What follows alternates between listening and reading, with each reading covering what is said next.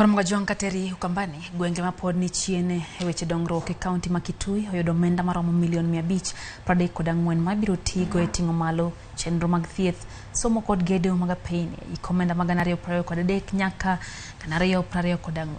Moyangi kod Commissioner Duol mochung'ne pok mag Omenda CRA Benedict Moasia e kinde mane gitimo limbe Kaunti ma Kitui kendo twak gi Gavana makono Julius Malombe ka oyango gwenge madhi yudo omenda no.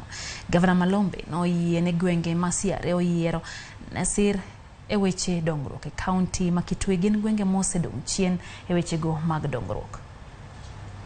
We have come to, as per our mandate, validate by visiting areas that have been identified as marginalized from data, and Kitui has about 63 of them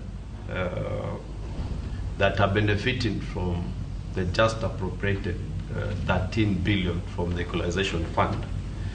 So those were areas that were identified in the second policy. We are formulating the third policy, and our visit therefore is to now check areas that are coming out so that before we gazette them, we have made sure that they qualify as marginalized. The second policy allocated about 534 million shillings to Kitui County.